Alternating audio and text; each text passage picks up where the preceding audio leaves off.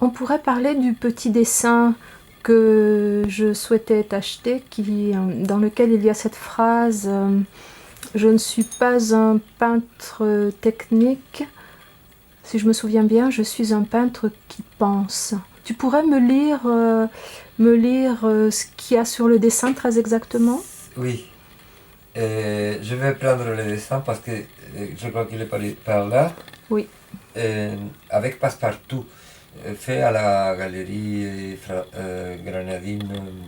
Ils font des mondes Passepartout et c'était bon marché et en même temps bien fait. Et un instant, euh, voilà. Ça a été exposé à Alcalá de Henares à l'occasion d'une célébration en mémoire de Miguel de Cervantes et son livre Les Quichotte. Pourquoi mes dessins étaient là je ne veux pas dire mes dessins, parce que c'est vrai que les Quichotte étaient un peu givrés, mais les médecins n'ont plus lieu que pour le public. Là, hein. Les dessins, dessin ça veut dire dibujo en espagnol, c'est un dessin avec des écritures, donc j'appelle ça calligramme, comme Apollinaire. Et no me considero un pintor técnico, sino un pintor que piensa. Y eso requiere una transgresión del saber hacer. Est-ce que tu peux traduire? Je ne me considère pas un peintre technique. C'est-à-dire que j'écrivais. C'est pas affirmatif, c'est dans le sens que la sémiotique donne au tétralemme. C'est-à-dire que cet énoncé A en dénotatum, c'est la première partie du tétralemme qui en a quatre. La deuxième, c'est cet énoncé n'a pas vraiment de dénotatum, ça veut dire que c'est ce que j'ai écrit, je l'écris un peu à la con. La troisième partie nous dit cet énoncé a et n'a pas de dénotatum. C'est-à-dire que quelque part, il y a un certain rapport à un dénotatum, c'est-à-dire à une signification dans ce que je viens d'écrire, mais quelque part aussi, il n'y a pas de rapport. Ça, c'est la troisième partie du tétralemme. Mais la quatrième partie du tétralemme est il n'est pas vrai que cet énoncé a et n'a pas de dénotatum. C'est-à-dire avec quoi on boucle la boucle et on construit un cercle vicieux, qui est la figure nietzschéenne qui avait choisi pour symboliser la postmodernité Pierre Klossowski. Et on n'a pas fini de lire mon calligramme. Por eso me gusta pintar con frecuencia sin bastidor. C'est pour ça que j'aime fréquemment peindre mes tableaux sans châssis. Oui, mais tu n'as pas traduit la première partie. Je suis un peintre. Si, je l'ai traduit, non. Mais après j'ai parlé. Non, non, je suis un peintre. Je ne me considère pas un peintre technique, mais un peintre qui pense. Et après? C'était intéressant. Et cela a besoin d'une transgression du savoir-faire. Et cela requiert une transgression du savoir-faire. Oui. Et après? Por eso me gusta pintar con frecuencia sin bastidor, abandonando al cliente una especie de tapiz de araña avec majuscule. C'est pourquoi j'aime peindre fréquemment sans bastidor, c'est-à-dire sans châssis, et j'abandonne au client une toile. Oui, une toile, et après? Aussi, par exemple, là. Non, mais il faut pas. Tu n'as pas besoin de faire trop de. Mais dis donc, c'est moi qui filme, c'est pas toi? Comme tu veux, mais. Bon, c'est pas la suite du texte. Et j'abandonne au client. Au client une espèce de tapis d'araignée, arachné, ça serait oui. Parce que. Dans le sens où c'est l'imitatrice d'Athénée, c'est-à-dire que l'intelligence est imitée par la créatrice ou le créateur mortel, c'est-à-dire que humain. Que l'intelligence peut diviser en deux. que l'intelligence peut diviser en deux. Qu'est-ce qu'elle peut diviser en deux? J'ai pas bien Les suivi tapis. là. Pourquoi elle peut le diviser en deux? Parce qu'il est mortel, c'est-à-dire il est comme le sujet, le tapis a la même qualité que le sujet, c'est-à-dire qu'il est, il est possible de le diviser en deux parties, signifiant et signifié, la double articulation du langage. Et qu'en rendant le langage la peinture, on fait la même œuvre de tapisserie que dans la mythologie faisait l'imitatrice de la déesse Arachné, c'est-à-dire de la déesse Athénée.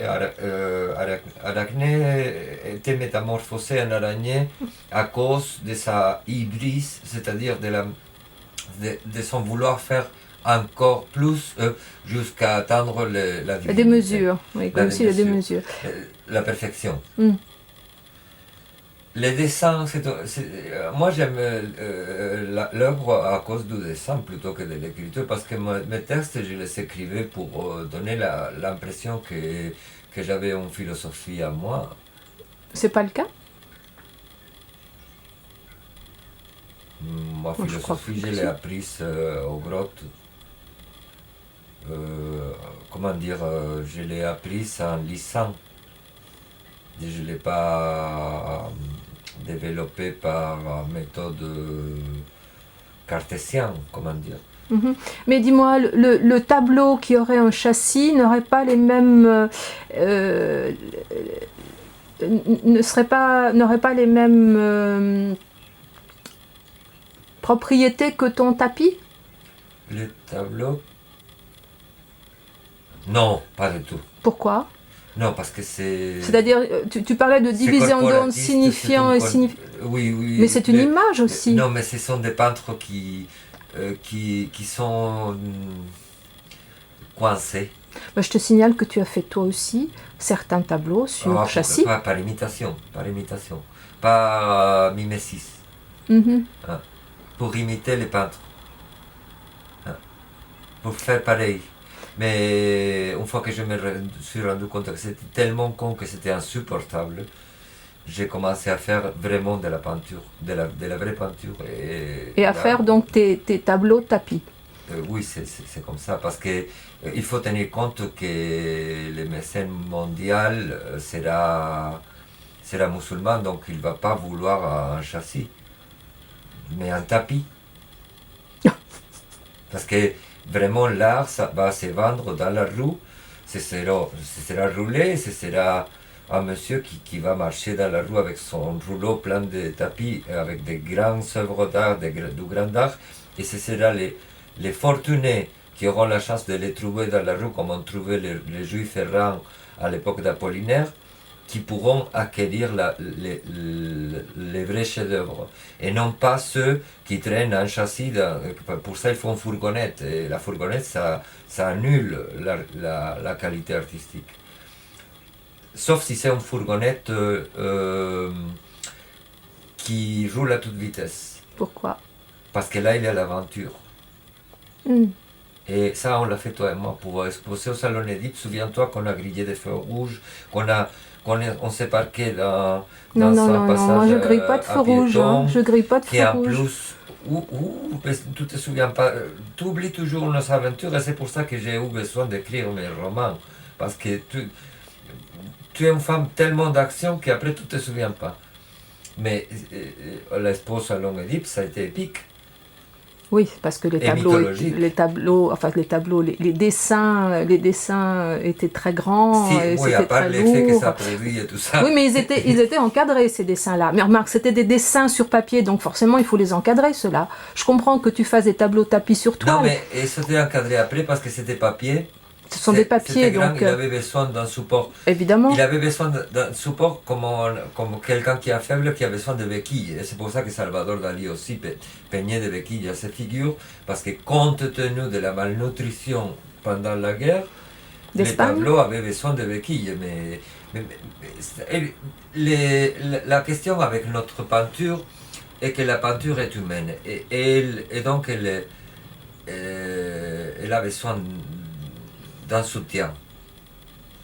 Et de toute manière, sinon, il n'y aurait pas d'art. Mais quand tu dis je ne suis pas un peintre technique, je suis un peintre qui pense, c'est une jolie Mais je ne l'ai dit définition. pas, je l'ai écrit. Oui. C'est pas une chose que je vais dire parce que pour dire une chose, Mais c'est moi qui le dis. c'est une autre opération. Ça se fait pas à la main, ça se fait à la langue, dans la bouche. D'abord, Mais c'est moi qui le dis et je trouve que c'est une plutôt belle définition de ta façon de peindre. Puisque tu peins aussi en relation avec tes lectures, entouré de tes livres. Donc, c'est entouré, mais pas encerclé complètement. Ça serait un pentacle. si tu étais encerclé, Si, je peux opérer sous pentacle, mais... c'est-à-dire. Attends. Ah, il faut que je l'explique. Ah oui. Aussi le pentacle, Oui. les grands secrets du satanisme. Ah non, Ah bon. garde-le pour toi celui-là.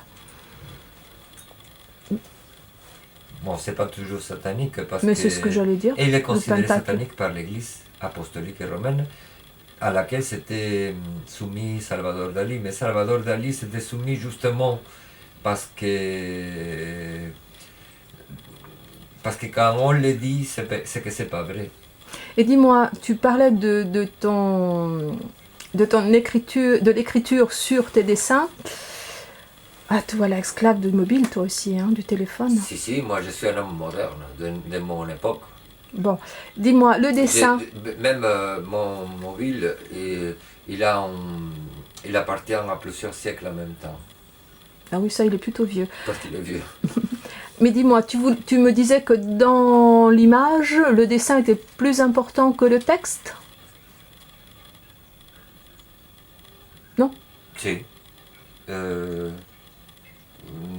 Lingua franca, langage commun, on peut dire comme ça, oui. Et que représente cette image, donc, cette personne avec des La cornes? lune et une femme à poil, mais on voit juste le mamelles. Pourquoi la lune et une femme à poil?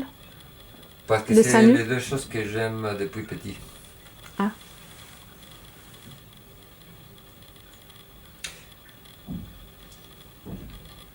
Et c'est la seule chose que je dessine plus ou moins bien. Parce que le soleil, je ne sais pas le dessiner. Et on m'avait expliqué qu'il fallait que ce soit jaune. Je mettais du jaune et je dis, ça ne brillait pas. Et c'est plus foncé que le ciel qui est blanc. Donc, parce que j'allais pas mettre du bleu partout dans le ciel, on passait un temps fou à remplir de bleu à une feuille entière de papier pour faire le ciel. Donc le ciel, je le laissais en blanc. Quand je mettais du jaune sur le soleil, c'était foutu. C'était pas un soleil, ça donnait pas de la lumière. Et en plus, rond. Quand j'ai regardé le soleil, j'étais aveuglé, j'arrivais pas à voir les ronds. Seulement, je suis arrivé à les voir, mais ça m'a fait mal. Et C'est pour ça que depuis tu dessines la lune. la lune, c'est mieux. Pour les artistes, du moins, pour les poètes et les artistes.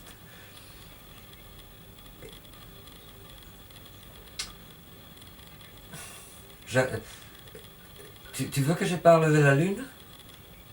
Si tu veux, puisqu'elle est dans ton dessin. Elle est représentée dans le dessin Elle dont est nous parlons. représentée en personnification, c'est-à-dire c'est un caractérisme de l'astérisme. De quoi? De l'astérisme. L'astre lunaire est caractérisé sous mode humain et donc féminin, comme d'où en découle que les démons qui possèdent la planète lunaire est un démon féminin à longue durée, c'est-à-dire sa vie est plus longue que la vie humaine, moins longue que la vie du vide, du démon, du vide astral dans lequel se situe la Voie lactée, qui a une longueur de vie un peu comme les champignons d'humidité des maisons anciennes. Ça dure plus que les propriétaires et les locataires. Mais la lune, c'est sympa la lune quand même. Et elle a un sourire. Elle sourit, ta femme, là, sur le... Non, parce que j'ai pris la lune au moment de la décroissance. Et,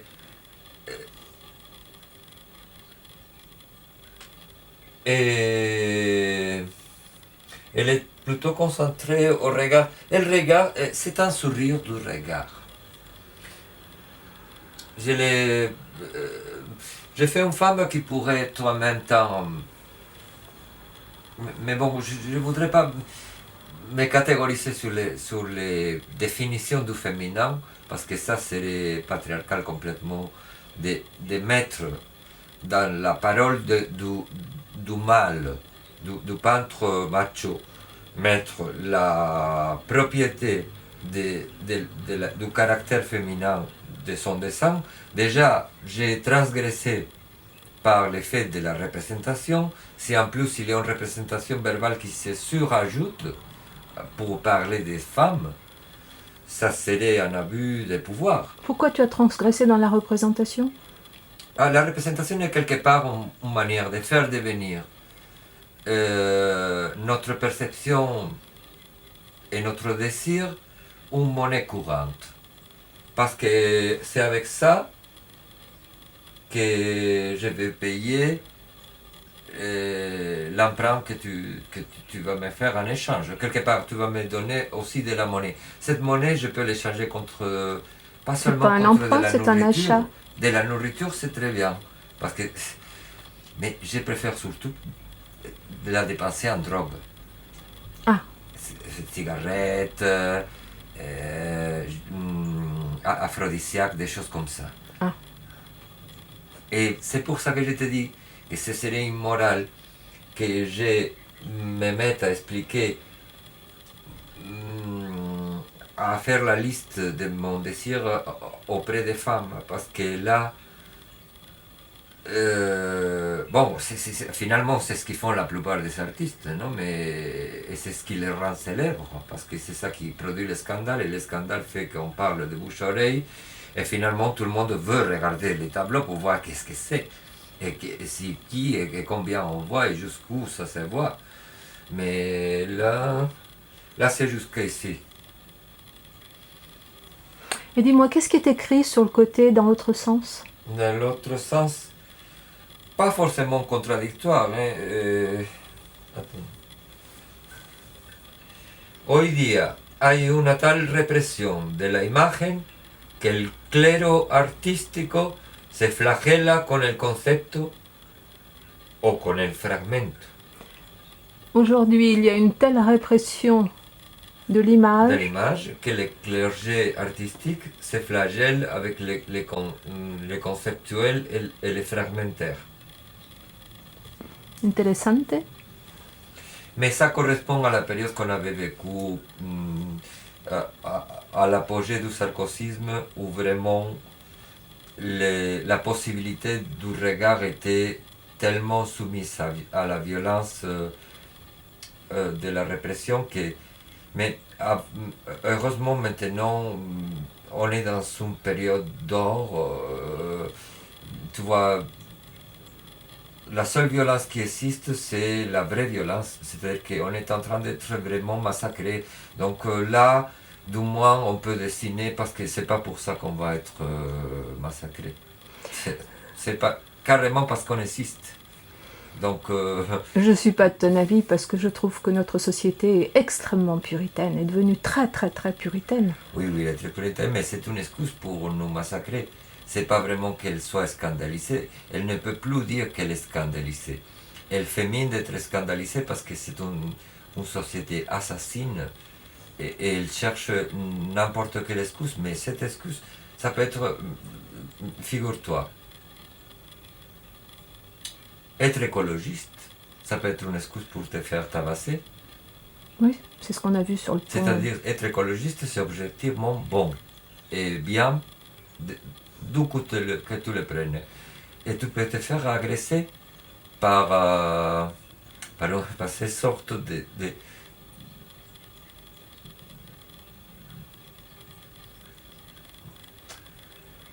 si on revient à qu'est-ce que c'est la Lune, qu'est-ce que c'est la Terre, Tu préférerais être dans la Lune que sur la Terre? Non, non. Non, être sur la Lune, ça dépend dans quel sens tu le dis. Dans la Si Lune. c'est dans les caractérismes féminins, c'est en tant que démon féminin, oui, être sur la femme, ou en tout cas en contact avec la femme, c'est bon. Mais la Lune, c'est pas seulement ça, c'est... Elle n'a pas d'atmosphère. On risque d'être bientôt un peu comme si c'était la Lune, c'est-à-dire que la Terre va se ressembler de plus en plus à la Lune. S'il n'y a pas d'eau et il n'y a pas d'atmosphère, elle va être de la même couleur, donc plus facile à dessiner, mais je ne sais pas qui va la dessiner parce qu'il y aura... L'expédition sur Mars, je, je peux t'assurer que j'ai aucune confiance dans l'agence spatiale américaine et son initiative.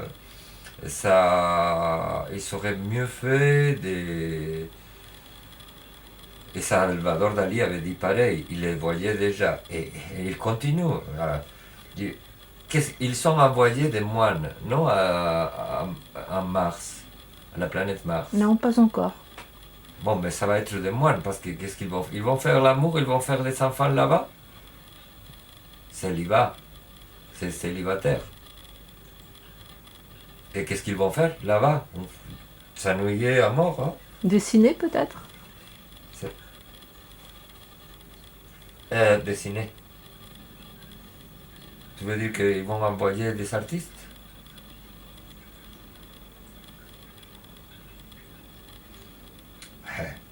Mira, écoute, ça dépend.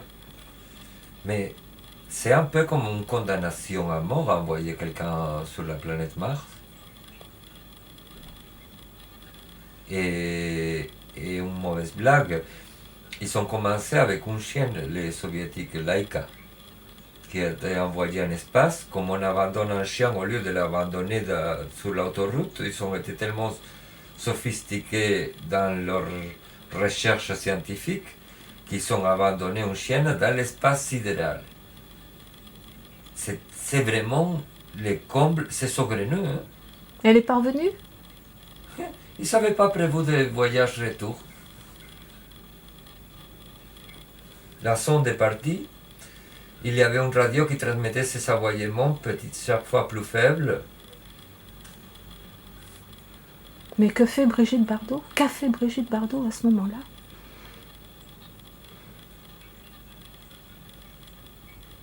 Peut-être. Tu me demandes qu'a fait Brigitte Bardot à ce moment-là. C'est une bonne question. Je pense qu'elle a dû pleurer comme n'importe quel être sensible. Revenons à ton dessin.